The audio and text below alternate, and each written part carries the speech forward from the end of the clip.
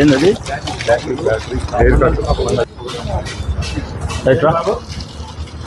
పనిచేసే వాళ్ళు ఎంత ఉన్నారు? వ్యాపారం తగ్గిపోయిందే పూర్తి నష్టం. మంగళ షాప్ ఎవరిదిమ్మా? ఎంత బాడిగా? ఎంతమంది పనిచేస్తారు? ఈ 4-5 నెలల నుంచి తగ్గిపోయిందే వ్యాపారం పూర్తి? ఇబ్బందిగా ఉందే మీకు? ఆలస్యం చేస్తున్నారు కదా ఇల్లు, అదే కదా మీ బాధ? బాగుంటుంది.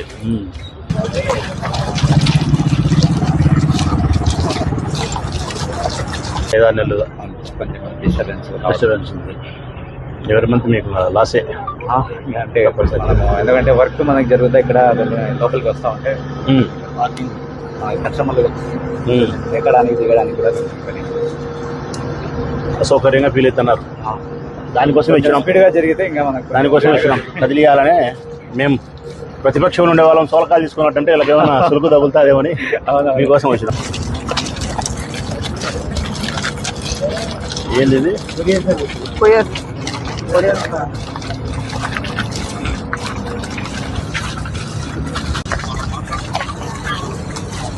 ఆ పక్క పూర్తిందిలే.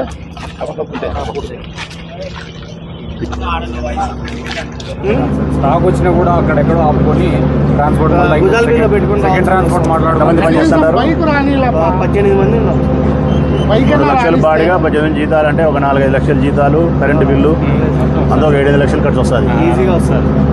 అది మెయింటెనెన్స్ కావాలంటే మనకి వ్యాపారం లేకపోతే ప్రతి నెల 5-6 లక్షలు నష్టం వస్తుంది.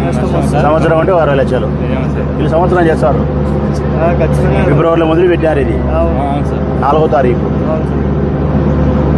దానికి మీకు అసౌకర్యంగా ఉంది వ్యాపారస్తులకు, ప్రజలకు అని చెప్పి వచ్చినాం మేము. కనీసం మేమన్నా ప్రతిపక్షంలో ఉండే వాళ్ళమన్నా వచ్చి గట్టిగా మాట్లాడము, అధికారులతో మాట్లాడము, ప్రెస్ మీట్ పెట్టి గట్టిగా మాట్లాడితే కొద్దిగా ఏదైనా కదలికి వస్తుందేమో అధికారులు, కాంట్రాక్టర్లు అని చెప్పి. ఇంకా ఏదైనా అంతో ఇంతో కొద్దిగా కదలికి వచ్చి ఏదైనా రావాలంటే మేము ఇట్లా బయటకు వచ్చి ఏదైనా కొద్దిగా మీకోసం చేస్తే గుడిలో నెల మేలన్నట్టు మేమైతే మీకోసం వచ్చినాం.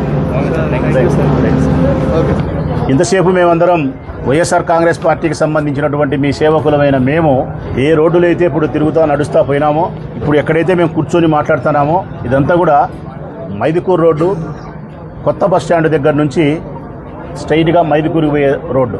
ఈ రోడ్డును అభివృద్ధి చేసే కార్యక్రమంలో భాగంగా నంద్యాల వరదరాజిరెడ్డి గారు ఎమ్మెల్యే గారు, ఆయన కుమారుడు కొండారెడ్డి, ఆయన ఈ కాంట్రాక్ట్ తీసుకున్నది.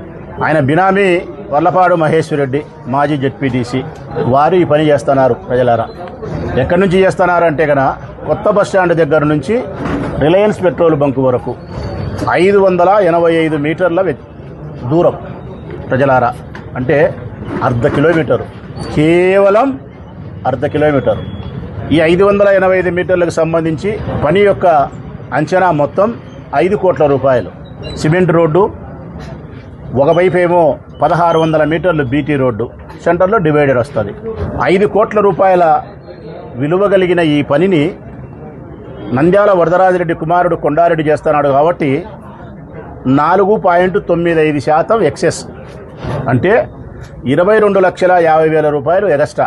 జనరల్గా ఎక్కడైనా ప్రభుత్వ నిబంధనల ప్రకారము కాంట్రాక్ట్ చేసే విధానం మీ అందరికీ తెలుసు. ప్రజలారా టెండర్కు అందరూ పాల్గొంటారు. కాంట్రాక్టర్లు 1,00,000 రూపాయలు పని చేయాల్సి ఉంటే నేను 96,000 చేస్తానని చెప్పి టెండర్ వేస్తా.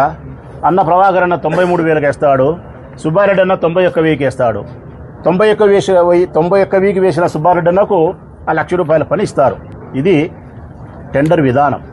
దీనివలన ప్రభుత్వానికి, ఖజానాకు డబ్బు ఆదా. ఇది ఎక్కడైనా టెండర్ ప్రక్రియ 1 కోటి రూపాయలు పని చేస్తున్నామంటే ఒక 10% లెస్సుకు పోయిందంటే కనుక ఓ 10 లక్షలు ప్రభుత్వానికి మిగిలిందని. కానీ ప్రొద్దుటూరు మన పట్టణంలో మాత్రం నంద్యాల వరదరాజిరెడ్డి గారు ఎమ్మెల్యే అయిన తర్వాత ఈ 2 సంవత్సరాల కాలంలో ఈ ప్రొద్దుటూరు నియోజకవర్గంలో ఎక్కడ పని చేసినా, ప్రజలారా ఎక్కడ పని చేసినా, పట్టణంలో కానీ ఏ పల్లెలో కానీ, అది రోడ్డైనా, కాలువైనా, మోరి అయినా, బిల్డింగ్ అయినా కాలేజ్ అయినా ఏదైనా సరే ఎమ్మెల్యే కొడుకే చేస్తాడు. కాంట్రాక్ట్ వర్క్ మొదలు పెట్టగలిగే అగ్రిమెంట్ నాటికే 22,50,000 రూపాయలు ప్రజల డబ్బును ప్రభుత్వం దగ్గర నుంచి కొండారెడ్డి గారు ఎమ్మెల్యే కొడుకు తీసుకుంటాడు. రెండవది పని మొదలు పెడతారు. ఈ పని అత్యంత నాసిరకంగా చేస్తారు. నేను చెప్పేది వారిపై అసూయతోనో వారు నా రాజకీయ ప్రత్యర్థులు కాబట్టి సరిపోకుండా ఉండడం చేత నిందలు వేయడమో కాదు ప్రజలారా. నేను మనసా వాచే కర్మేనా నేను చెప్తా ఉన్నా మీకు. తప్పు వరదరాజిరెడ్డి గారు వారి కుమారుడు తప్పు చేయకపోతే తప్పు చేసినాడని చెప్పి నా రాజకీయ ప్రయోజనం కోసం విమర్శలు చేసే బలహీనమైన మనస్తత్వం ఉండేవాడు కాదు మీ రాచమల్లో. బలమైనటువంటి హృదయం కలిగిన వాడు. మంచి అయితే మంచి చెప్తా వాళ్ళను, చెడైతే చెడు చెప్తా. వారు ఏమనుకుంటారన్నది నాకు ప్రధానం కాదు. మీరు నన్ను ఏ విధంగా స్వీకరిస్తారు నా మాటనన్నదే నాకు ప్రధానం. అత్యంత నాసిరకంగా చేస్తారు ప్రజలారా.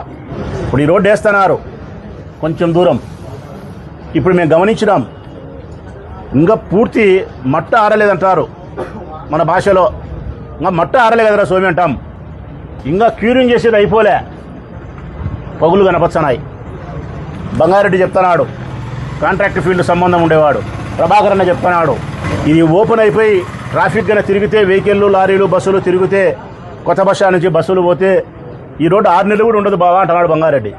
పగులు కనపస్తున్నాయి అంటే కలపాల్సినంత సిమెంటును, కలపాల్సినంత కంకరను కలపకుండా ఇసుకను, బూడిదను మరొకదాన్ని కలిపి చేస్తే డబ్బు కోసం పనులు ఇట్టే ఉంటాయి నాశరకంగా.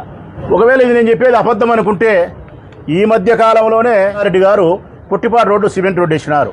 పుట్టిపాడు రోడ్డు ఏమన్నా పుట్టిపాడు రోడ్డే పోదామంటే ప్రెస్సులు పిలుచుకొని చూపిస్తాను నేను. బేసి 2 నెలలు కాలే.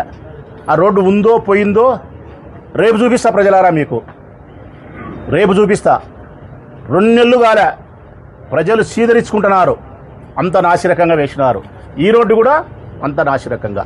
అంటే 5 కోట్ల రూపాయల పనికి 22,50,000 రూపాయలు ప్రజల సొమ్మును ప్రభుత్వం దగ్గర నుంచి అప్పనంగా తీసుకోవడం, 5 కోట్ల పనిని నాసిరకంగా చేసి ఓ 2 కోట్ల రూపాయలు సంపాదించుకోవడం,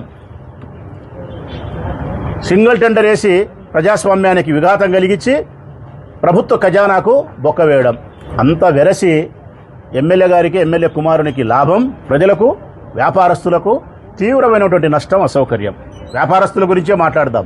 ఆ మోటు నుంచి ఈ మోటు వరకు నేను షాపులు ఎంచుకుంటూ వచ్చినా 124 ఉన్నాయి. ఒక్కొక్క షాపుకు 40,000 రూపాయల దగ్గర నుంచి 2 లక్షల రూపాయల వరకు బాడిగ చెల్లిస్తున్నారు. అది సోనో విజన్ 2 లక్షల రూపాయలు దానికి బాడిగ. 18 మంది పనిచేస్తున్నారు. 4-5 లక్షలు జీతాలు ఇవ్వాలా. కరెంటు బిల్లు, మెయింటెనెన్సు నెలకు ఒక 8 నుంచి 10 లక్షలు కట్టువచ్చు. అది వాళ్ళ అంగట్లో ఏమైనా అడిగినా వ్యాపారం ఉంది అని వాళ్ళు చెప్పిన మాట ఏం తెలుసునా, వ్యాపారం లేని మాట దేవుడు ఎరుగన్నా, ఉన్నమాట జీరో అయిపోయింది. కనీసం నా షాపుకు సరుకు వస్తే, టీవీలు కానీ ఫ్రిడ్జులు కానీ వస్తే బండి ఇక్కడికి వచ్చేదానికి లేకుండా ఒక పక్క ఓపెన్ చేసి ఒక పక్క క్లోజ్ చేస్తే కన్నా పని జరుగుతూ ఉంటే కనీసం సరుకన్నా లోపలికి దించుకునేది అంటే అది 2 పక్కల క్లోజ్ చేసి పారేసినారు. సరుకు వచ్చేదానికి కూడా అవకాశం లేదు. ఒక 300 మీటర్ల అవతల పక్కనో 400 మీటర్ల అవతల పక్కనో బండి నిలబెట్టుకొని మనుషులను పెట్టుకొని మోసగచ్చుకొని లోపల పెట్టుకోవాలా.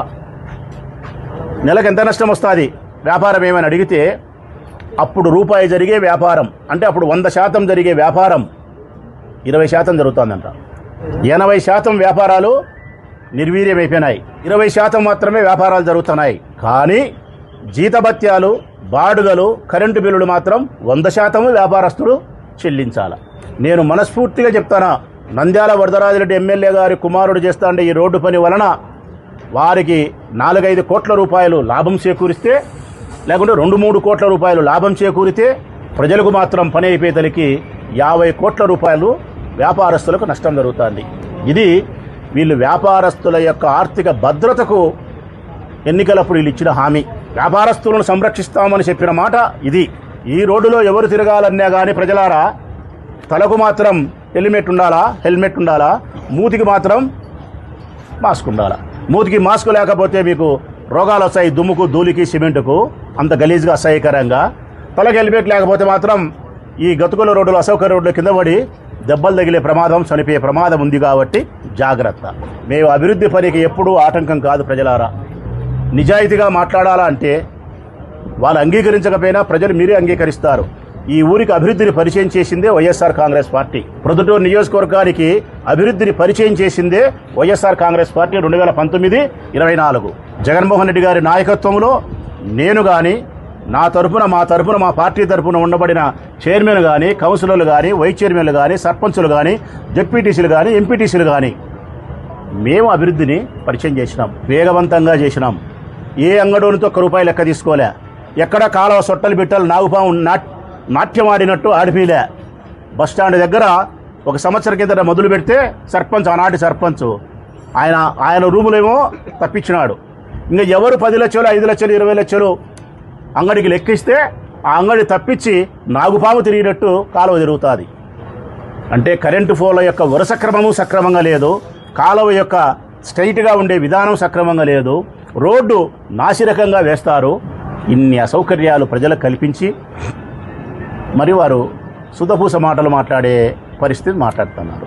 అంతా విరసి ఆ పక్క ఈ పక్క రోడ్డు వేసి కాలువను పూర్తి చేసి ఆ పక్క 1600 మీటర్లు బీటీ రోడ్డు వేసి సినియబ్బు దగ్గర నుంచి బస్టాండ్ వరకు చేసి ఆ బస్టాండ్ కాడ బస్సులు బయటకు వచ్చి ఇదంతా జరగాలంటే వ్యాపారస్తులారా, ప్రజలారా, వీళ్ళు సంవత్సరం చేస్తారు.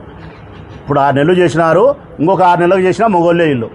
మరి ఈ పెద్ద మనిషికి ఎందుకు ఓటేసినారో నాకు తెలియదు కానీ ప్రజలారా, మీకు బాధ ఉందో బాధ లేదో నాకు తెలియదు కానీ మీకు జరుగుతాండే ఇబ్బందికి, వీళ్ళు చేస్తాండే అన్యాయం పనులకైతే మాత్రం ఓటమి చెందిన నాకే బాధ కలుగుతూ ఉంది.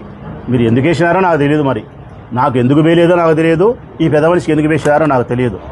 మేము గెలిచినా ఓడినా చెప్తాను కదా, ప్రజా జీవితంలోనే ఉంటాం. ఓ రాజకీయ పార్టీకి సంబంధించిన వ్యక్తిగా మీ బాగోగుల గురించే మేము ప్రశ్నిస్తాం, మీ బాగోగుల గురించి ఉద్యమాలు చేస్తాం, మీ బాగోగుల గురించే కేసులు పెట్టించుకుంటాం, మీ బాగోగుల కోసమే కోర్టు కూడా తిరుగుతాం. మాకు చివరి వరకు మీ యొక్క క్షేమం, మీ యొక్క ఆర్థిక భద్రత, మీ యొక్క శాంతియుత వాతావరణమే వైఎస్ఆర్ కాంగ్రెస్ పార్టీ ప్రొద్దుటూరు నియోజకవర్గం వారికి లక్ష్యం.